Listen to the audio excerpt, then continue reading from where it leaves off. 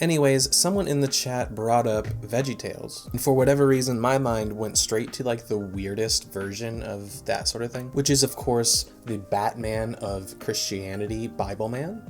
And not a lot of people seem to know what I was talking about, and I think it's funny enough to make a video about. So here we are, buckle up.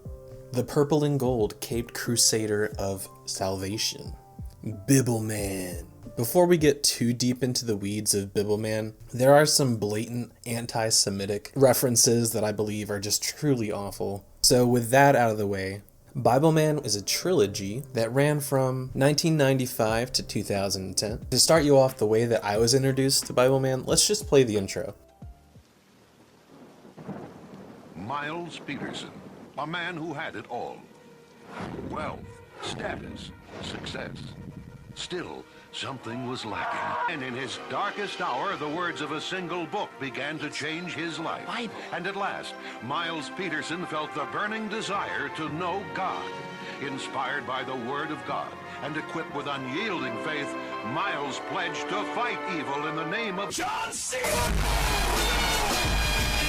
So, classic story, super rich guy builds a Bible cave and dedicates his life to conquering Satan. Bibleman must shop at the same armor store as Batman. Because, I mean, look at the guy. He looks awesome. He even has a lightsaber. Like, what? No, actually, let me get my facts straight here. It's a energy sword of salvation.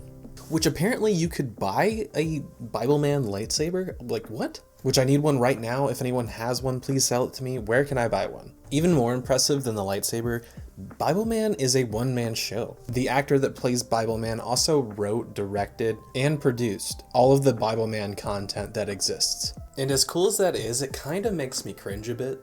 It just gives off the same vibes of when people try to give themselves cool nicknames, you know? But we'll give them a pass. I mean, how else am I supposed to watch Batman defeat Satan? The villain in the first movie is El Furioso, who uses magic pocket sand to make people cranky. Sorry, I can't get over his armor, like his whole kitting up sequence and everything. Full armor sequence. I'm on station. Executing full armor sequence. Waist belt of truth. Waist belt of truth. Breastplate of righteousness. Breastplate of righteousness. Helmet of salvation. Helmet of salvation. And like the dude is always wearing it. Can you imagine like you sneak out to hang out with your friends at night and Bibleman rolls up, kitted out? So, where do you guys... Jordan. Oh, man, am I in trouble? What are you doing here? Jordan, your grandmother is very worried about you. But I don't know, maybe you have to just be prepared to fight them kids, you know?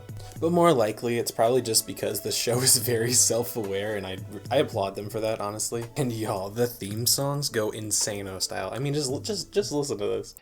No place for a happy face when you live and love furiosa. I am the prince of Christ, gotta be go 9 miles wide. Everyone can see me coming.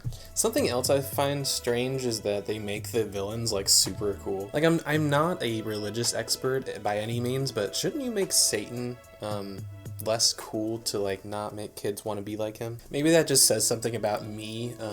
I don't know, tell me in the comments. But yeah, all the villains are themed around the staple sins of Christianity. And there's just so much lore, like rivaling Lord of the Rings. Just check this out. So yeah, you got El Furioso, then the Prince of Pride, and then it's Luxor Spawndroth. And all three of these people are somehow Luxor Spawndroth. Yeah, so basically every time Bibleman kills the main villain, he comes back as a new villain. Which is kind of wild, like Bibleman's just killing people. Like, not even Batman kills people. It's very well known that he just knocks them unconscious. So it makes it all the more strange that a Christian superhero is just out here murdering people. But you could argue that they don't actually die if they're like respawning or whatnot. But they do actually kill Luxor for good at one point. And if you think Satan was done, well, you're sorely mistaken, my friend. If you thought Luxor was bad, just check this guy out. He's literally just like the grossest demon you've ever seen.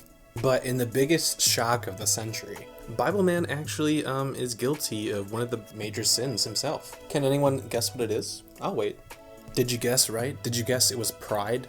I mean, come on, no God-fearing man would walk around looking so dang cool, and his sole purpose is to put a spotlight on God. I mean, bro, your color scheme is very distracting. I mean, very distracting. To be fair, there is actually a segment that has all to do with pride and actually addresses this.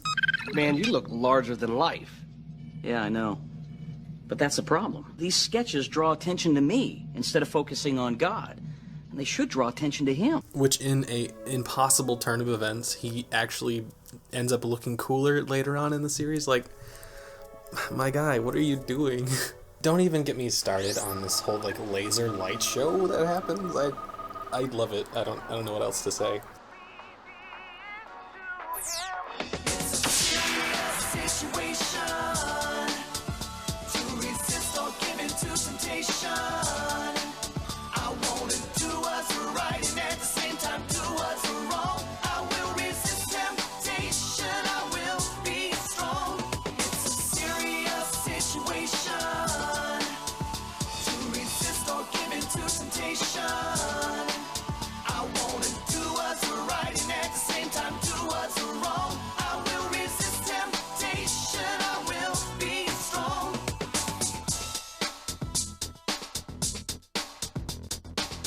No temptation has overtaken you, but such as is common to man.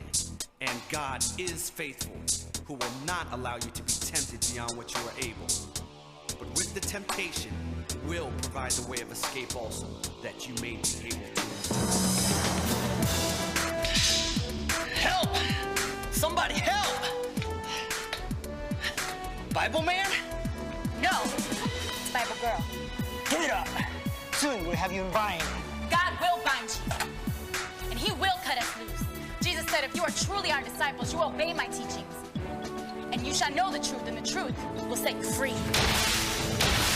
Even stranger, I don't know how it could get stranger, but after they kill off Luxor, it gets like really strangely dark. Like, this is a kid's show. I'm very uncomfortable watching this as an adult. So uncomfortable, in fact, I think this is where I'm going to end this. I hope you enjoyed. And if you'd like to see more random lore videos like this, suggest your topics in the comments. I'd highly appreciate it. I've been your host, Vizkla, and I appreciate you tuning in. If you enjoyed this video, please consider leaving a like. And if you would like to see more of my content, click on over to my channel page where I'm probably live streaming right now. I added in a hidden image somewhere in this video. If you think you've found the hidden image, please leave it in the comments with the timestamp, and I'll pin the comment of the first person to find it. Good luck!